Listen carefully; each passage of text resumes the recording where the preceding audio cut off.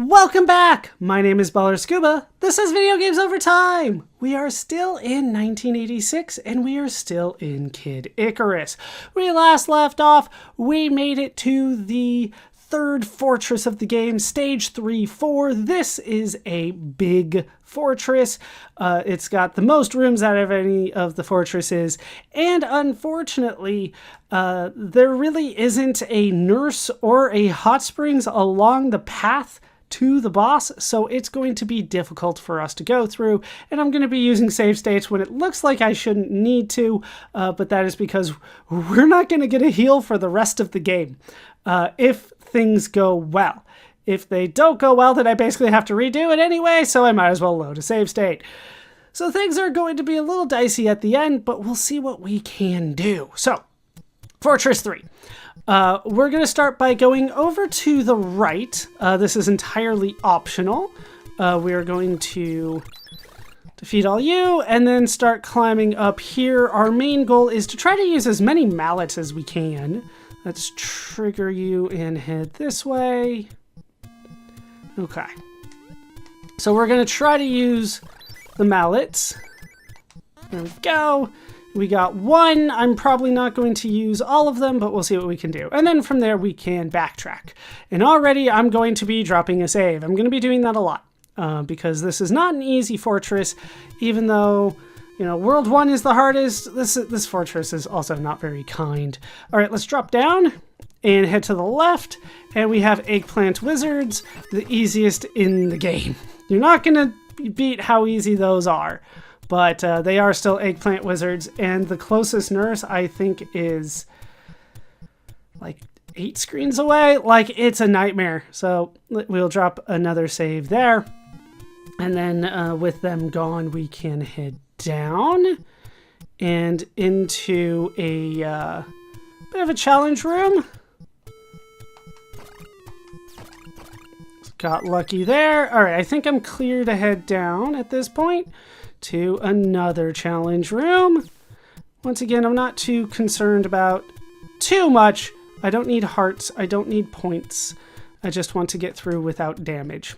All right, here's another one. And then we will just head back. I'm going to drop another save because I don't trust anything at this point. We're going to try to do it with as little damage as we can, but there's going to be some damage along the way. Okay, not too bad here, actually. No, went the wrong way. One hit is fine. It's when I start taking like 2-3 hits that it's a problem. Okay, we head to the left. Into a relatively easy room here. We actually want to climb it to the top, so let's go, yeah, to the top? Yes. We'll go left first. Left first, and then we have an easy statue here.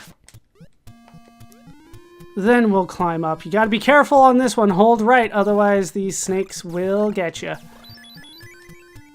Alright, as long as they spawn and go that way, we are good. Like, you have to manipulate enemy spawns in this game fairly often. Alright, I'm going to drop a save here because I don't like these rooms one bit, and I usually get hit in them. Yep. Alright, can I make it? Yeah, just the one hit. Alright, that's fine. And then... Hey, I made it. So 1 out of 2 is not bad by any means. Okay, we'll climb up here. And another challenge room. Tried to get into a safe spot, but then something just went straight down for me. Okay, and then from here we want to climb all the way back up to the top, so dealing with these is probably a good idea. There we go. Okay. This is the easier way anyway. Okay, we'll drop a save here. And then we will climb up again. Yes, up again. Okay. Looks like a simple room. But those things will spawn, and they can be devastating at times when you get hit by those. Just hurts so much more because it's not super difficult. And then from here we want to climb up. So let's just deal with that. And then up here. It's too late to drop the save now. Yeah, I got hit once. Alright. And there's twice. Alright, to the left. And we have eggplant wizards. Okay. As long as we don't get hit by the eggplant wizard, we are good. Then we can go up here and bonk you. Head all the way over here and bonk you. Switch over. Turn around. And I'll drop a pause here so that I can drop a save. And then we will drop down.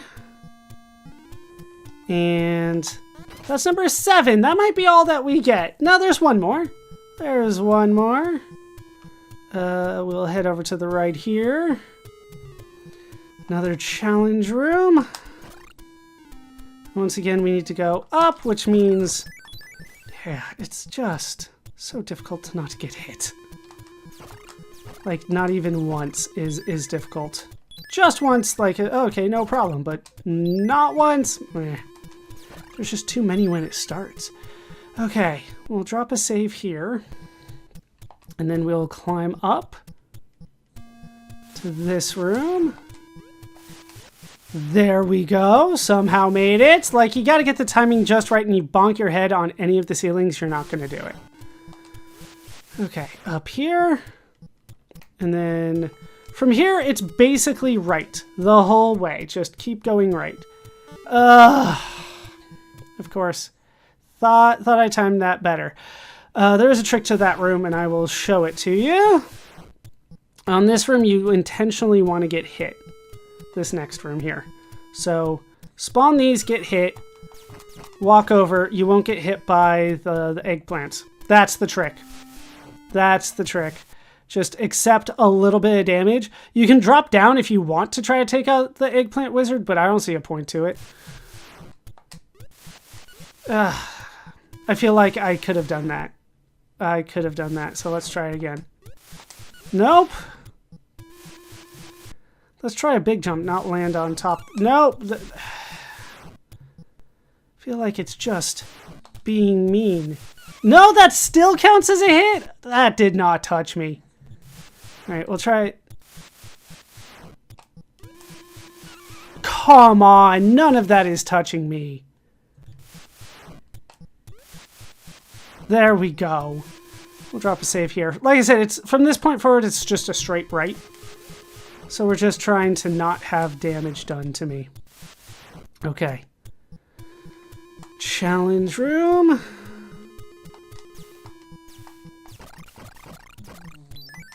Yeah. Just couldn't get the angle right. There we go. There we go. Alright, just got hit once. That's fine-ish, I guess. Okay. We can do this. No problem.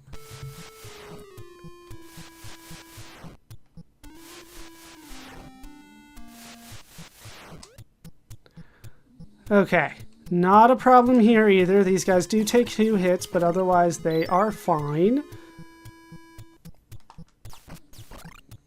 And I think right of here will be a store? Yes. Okay. This is where it's super important to make sure. Let's drop an extra save here just to be on the safe side. Because I do want 999 hearts at the end. So I don't want to spend too much, but I also need health. So we're going to do 2. And that should do the trick for me. I don't need any of the map things. We're 1 square away from the boss. It's to the right. So I'm not going to override that save. We're going to grab that and we're going to move on. Let's do a new save after that though. And we'll just keep that on there. Okay. To the right, and it's boss time. We're up against Pandora, as it turns out. And Pandora has a couple bubbles and is invisible some of the time. And I got hit. Alright. I shouldn't really be getting hit during Pandora, but what are you going to do? Alright, I got hit twice. We're not accepting that. See how devastating of damage that is? That was 2 hits. The difference there was 2 hits. Alright. I'm not sure the statues are super helpful in this fight. But, you know, we tried to get them. That's what I can say about that. Yet, none of you have gotten a shot off. The only damage done to Pandora so far has been from me and my 1 shot. At least you guys fired. Well, you tried. But yeah, the hitbox on Pandora is a little weird. It's not like the whole bubble. You basically have to go for the eyes or the mouth, in my experience. Yeah, I've pretty much played a defensive game against Pandora. It's going to take longer, but it's much more effective in the long run because, like I said, you're not getting a heal for the rest of the game. And we have another boss fight to go through. Right? Pandora is not the final fight. This is just to get the last treasure.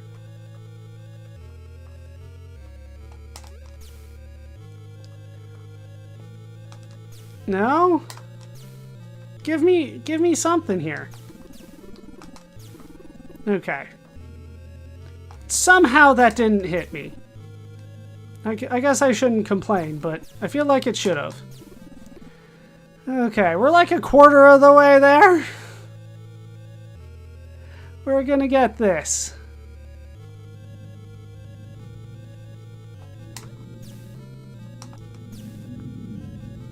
Alright, there we go. Just duck just to be safe.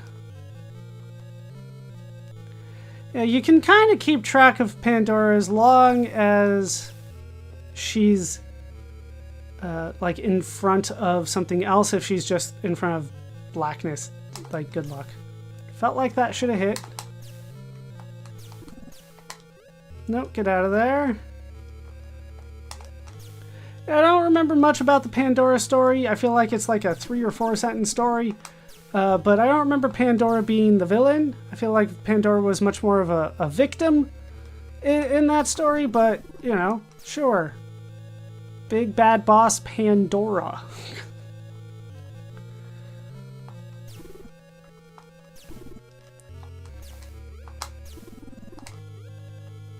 Okay.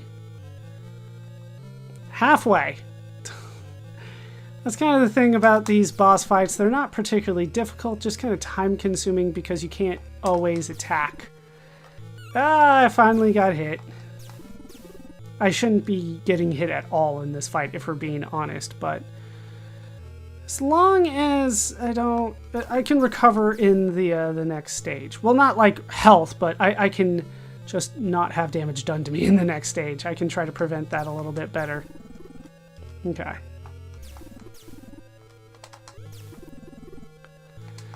And sometimes the balls just kind of bounce random directions. Yep, as does Pandora. Felt like that was a hit. Felt like a few of these have been hits. Come on. Like I said, the hitbox is much smaller than the sprite. There's a lot that looks like it should hit and then doesn't. Was I not, like, to the right enough? No, I got hit again. I didn't even get a hit out of it. It'll be fine. I have a couple heals at the back end, right? I got like 4 emergency potions. Nope, now you want to go this way. And down Pandora goes. All right, now we can try to get that, but as far as I can tell, it just kind of takes us to the next one. All right. We made it. So let us put on everything. Pit equipped himself with the 3 treasures. And then we will drop another save here because I need 200 hearts. I believe I need them by the end of this level, so let's go for it. So everything about the game changes at this point. It's now an auto-scroller. In the Japanese Famicom Disk System version of the game, it is not an auto-scroller. You have a little bit more control over it. And I think I got a full heal, actually. Yeah, it gave me a full heal, it looks like. And I'm squandering it already. And, yeah, movement is a lot harder. You might see me kind of struggling with the movement a bit. It's not on purpose. It's just much more difficult. All right, we're already not doing well. But I can try to get as many hearts as I can. Like I said, I believe I need 999. And yeah, we're now equipped with what looks like a spear to me. Yeah, we can just kind of drop through this. Yeah, we're not even close to the end. I gotta be... we're gonna have to reload. I'm doing so poorly here. Okay, we'll do this again. So the spear, you can only have one on the screen at a time, and it's much more delayed than the bow is. So I struggle with it a little bit more. And the shield does not help me here. I think it's a mirror shield, just like the one that, is it Perseus that killed Medusa used? Or is it Theseus? Like, they're very similar names. One is the Minotaur, one is Medusa. I believe that Medusa is Perseus. Getting hit so much by that thing. All right, we somehow ducked. How did that hit me? But, you know, oh my God, it's so bad. All because I'm trying to get hearts. Ugh. I'm not even doing well at that. All right, we're up to 874. Almost halfway to what we need. Really? And yeah, okay. This is going very poorly, and I don't need to ignore any of these things. I can fly right across them. Okay, we're at 904. Honestly, if we can make it to the end, I believe I can do the final boss fight without getting hit. So, I'm not too concerned about that. As long as I get in the right position. I think I figured out a technique for that. Once again, a little bit labor intensive, a little bit slower, but it gets the job done, right? And that's what we want. Could use way more hearts. What? I'm getting hit so much. These things, they fly at angles that I can't attack, right? I can't shoot up or down anymore. I can only shoot left or right, and they come at me at awkward angles. All right, got both of those.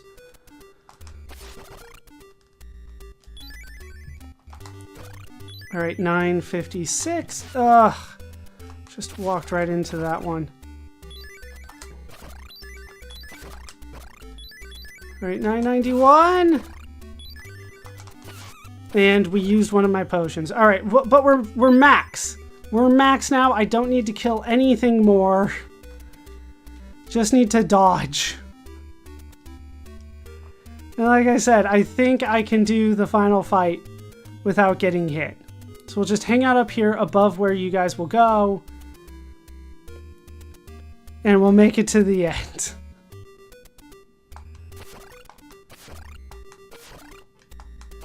There, we're fine. Yeah, I can't even grab any of those if I wanted to.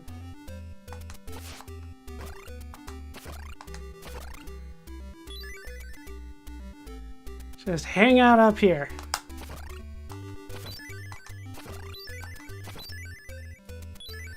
When I don't need to get anything, it becomes easier.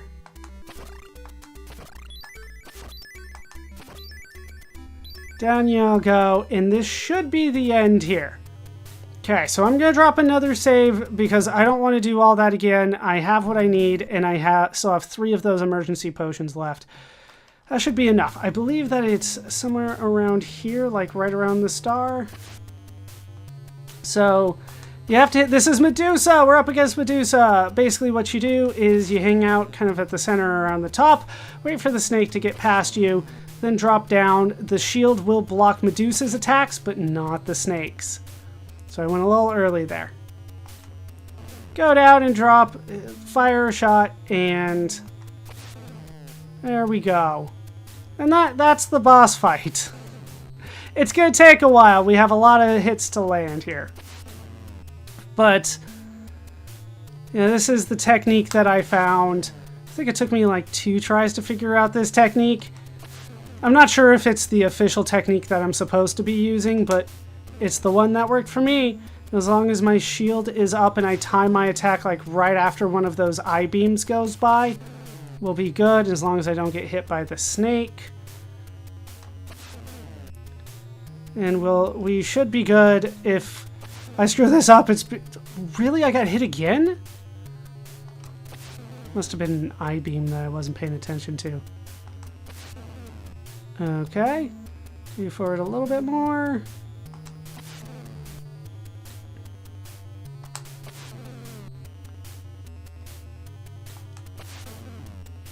Yeah, forward a little bit more.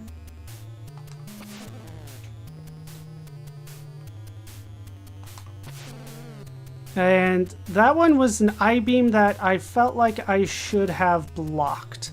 Felt like the mirror shield was out. But apparently, once again, I felt like I blocked that.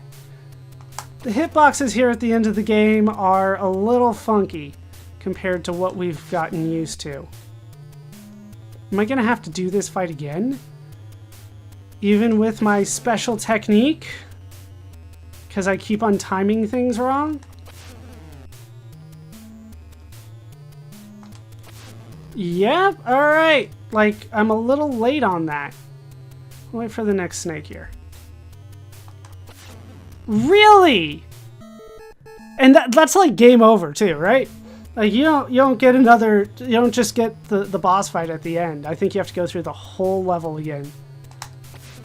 Okay. Alright, I was taking it too easy last time, so just got to get the timing on the throws a little bit better. Yeah, duck one and throw, and you'll be good.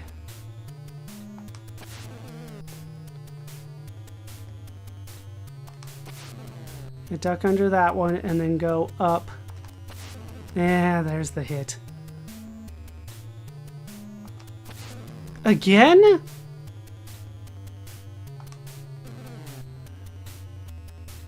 I think I'm going too far down sometimes.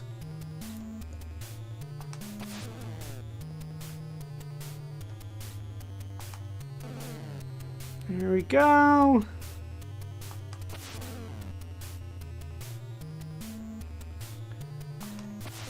Because, yeah, the snake cannot be repelled by your shield.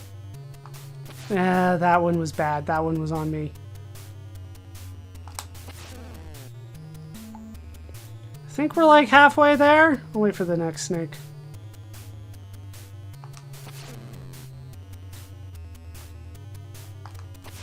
Yeah, that... There we go.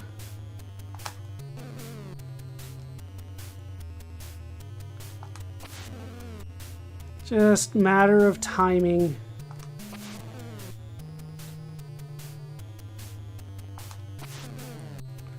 And eventually, we will get through this. Timed that wrong.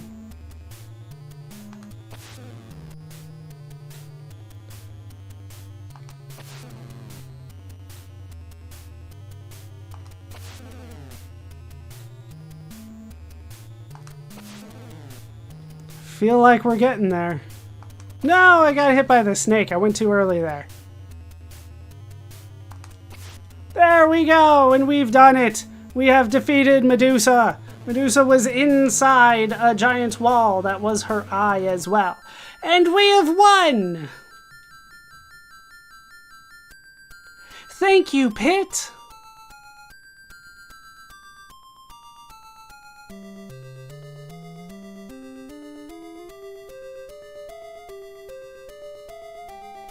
And we get a kiss!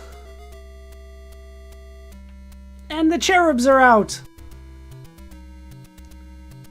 Throwing hearts everywhere because we have done it! Medusa was destroyed and the light of peace returned to Angel Land. But in order to maintain peace, Pit's struggle continues.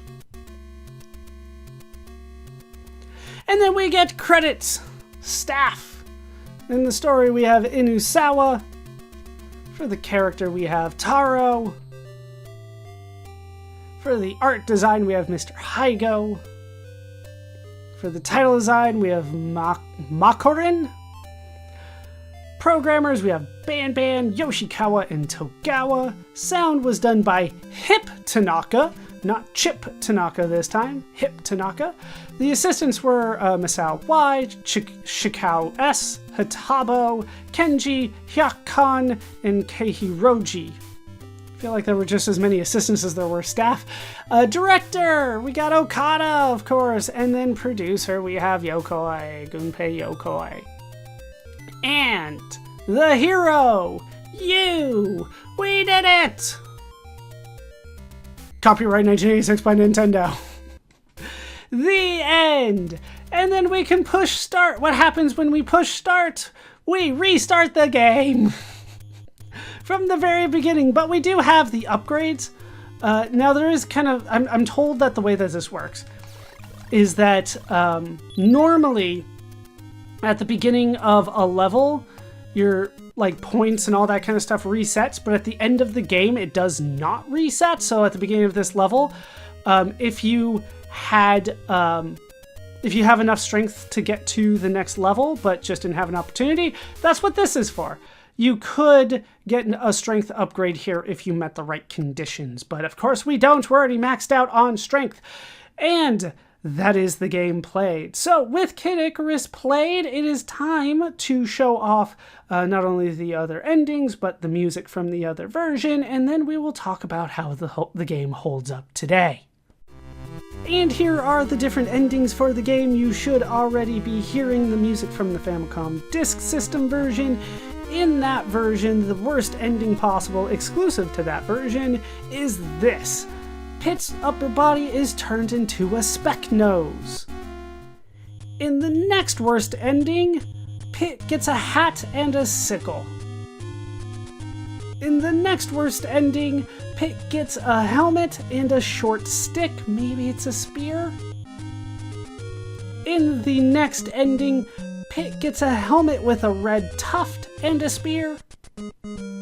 And then in the best ending for the Japanese version of the game and the second best ending in the American version, Pit becomes a big warrior, but that is it. So with those endings shown off, it's time to talk about how the game holds up today. Playing the game today, I definitely had fun playing Kid Icarus. There's some fun to have in the game.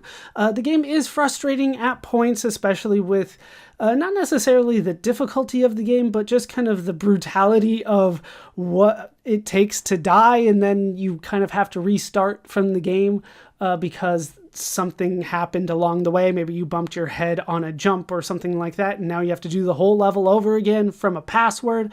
Those are the reasons that the game's kind of seen as difficult. Otherwise, it's not too bad, right?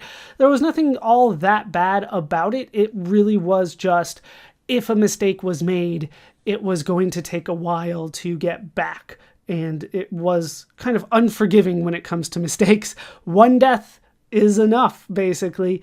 There are ways to circumvent death with the feathers and the potions in the barrel and stuff like that, but ultimately you get one life. That's it. And as a result, the game is difficult because of that.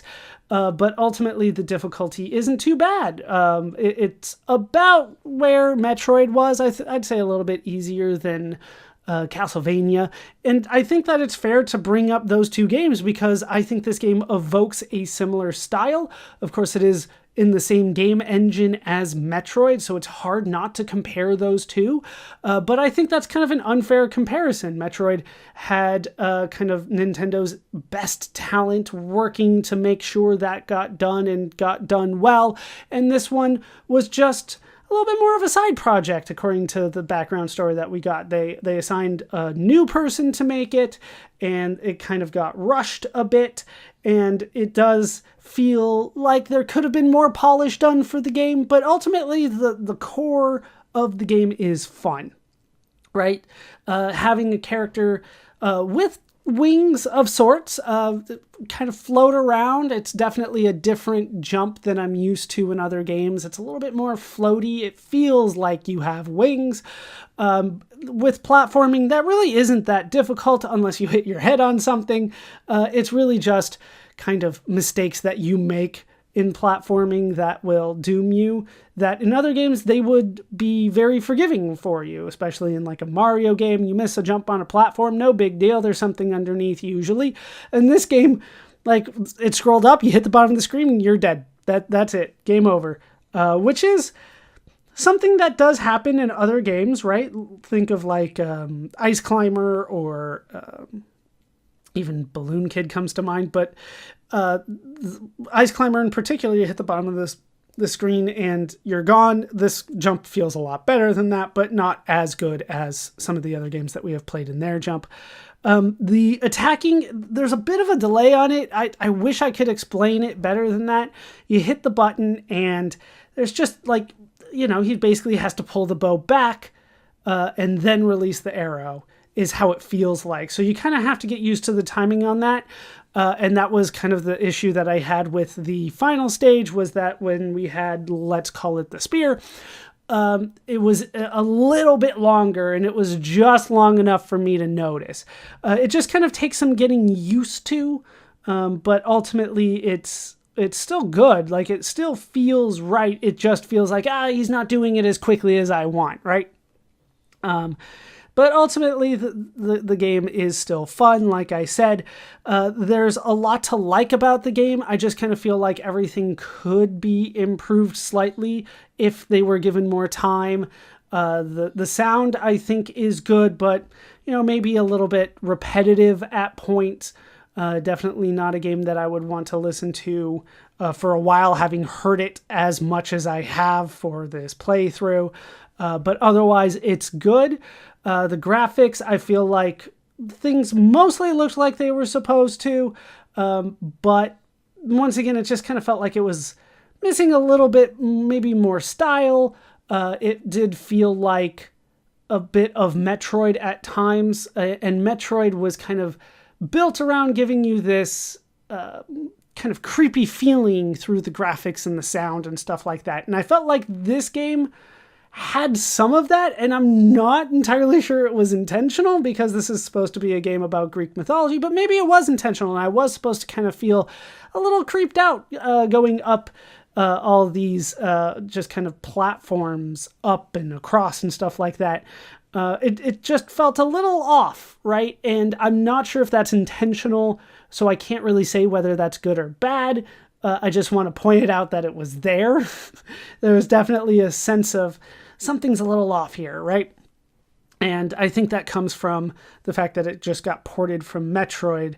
But once again, not sure if that was kind of the style they were going for in the game. In terms of the plot, I think the plot was pretty good for a game of 1986 on the Famicom Disk System. We got a pretty good story, right? We got, almost all of it's in the manual, but there was something there, right? There's a history, there's a lore, there's a mission that is pretty clear for you to get through, and then you have the final boss at the end. No real twists or anything like that, but you don't really need that in 1986. So I felt like the plot was good. Could there have been more? Maybe, but I don't see how you could really squeeze that into a game of this style. I like more story, but for a platformer for the era, this is definitely a good story.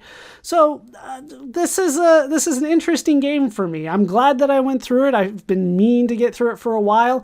The biggest thing that people told me about this game was that it was difficult. That was always what I heard going into this. And I felt that there was some difficulty, but like I said, it really wasn't the gameplay. It was kind of more the structure of how the game is played. The fact that you don't have lives. If they gave you like 9 lives and you could earn points to get more lives as you went through, this game would not be nearly seen as difficult as it is. But the fact that every time you die, you got to put in the password. It just felt like a punishment to do that at the time. So that's, I think, where the difficulty comes from. Otherwise, it's not really all that much more difficult than like Metroid is a good comparison. It's about that difficult. Harder than the original Super Mario Brothers. Not as hard as the Lost Levels. Like it's acceptable for the time. It's a little weird for me to have what has been referred to by many people as a reverse difficulty curve, where the hardest part of the game is at the beginning, and the game doesn't really get, like, the enemies and the platforming don't really get any harder than what you are facing at the beginning of the game. It's just that you're powering up and everything around you is easier. The eggplant wizards are there from the beginning. The Reapers are actually, for me, the hardest enemy in the game, as well as the Snowman. The Snowman and the Reapers were the hardest, and once you got to a point where you could kill them in less hits, then it became a lot easier. So it wasn't really that you got better at it, because I felt like I was doing pretty well at the beginning. It's not that your skill improves, it's that your character gets stronger, and that's what makes the game easier. So, I don't know, it's just an interesting take. I don't necessarily want to say I'm against it, because like it felt right, like I'm powering up my character, and therefore things are getting easier, and I like that. But at the same point, why is the hardest part of the game at the beginning as a result? I wish there was some sort of easing into it of having easier enemies and then starting to encounter more difficult enemies and then kind of giving over that hump to have the beginning of the game, like World 1, be the hardest, I think is, I don't know, it's an interesting choice. It's not how I would have done it, but that's stylistic differences. It's not necessarily good or bad.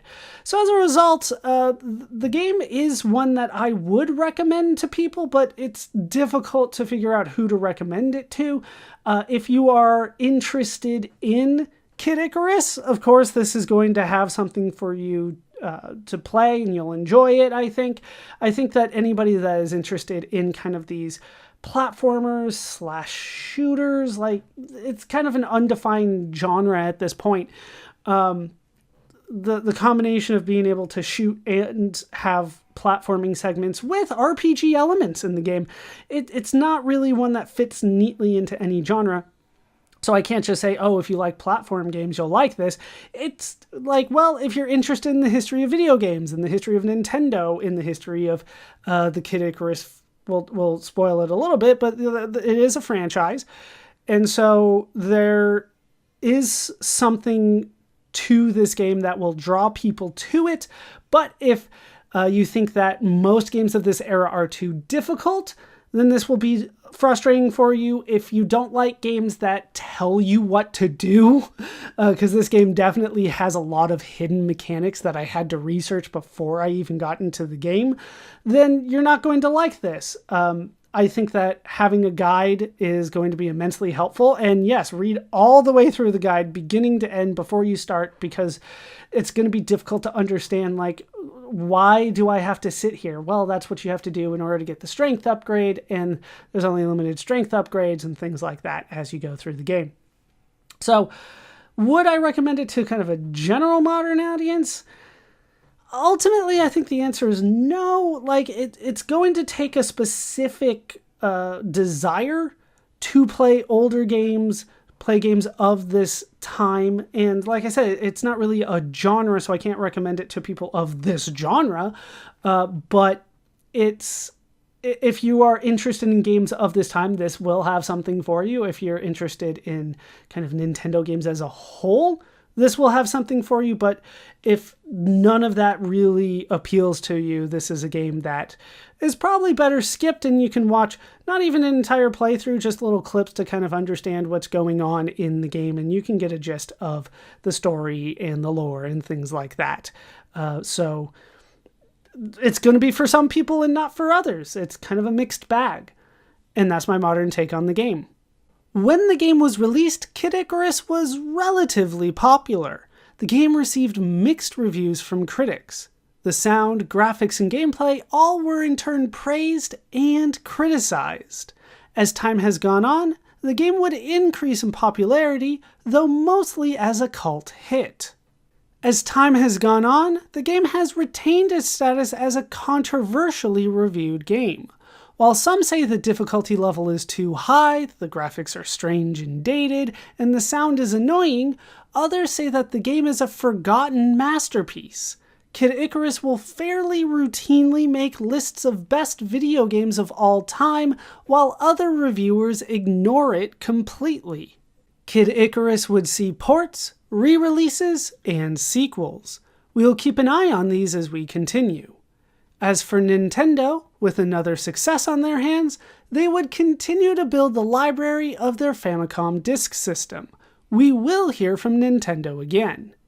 As for Toru Osawa and the other individual creators of the game, they would all continue to work at Nintendo creating video games. We will hear from all of them again as we continue. That will do it for the story of Kid Icarus for now. My name is ballerscuba. This has been Video Games Over Time. Thank you so much for watching, and I hope to see you in our next video when we go over some more honorable mentions of 1986.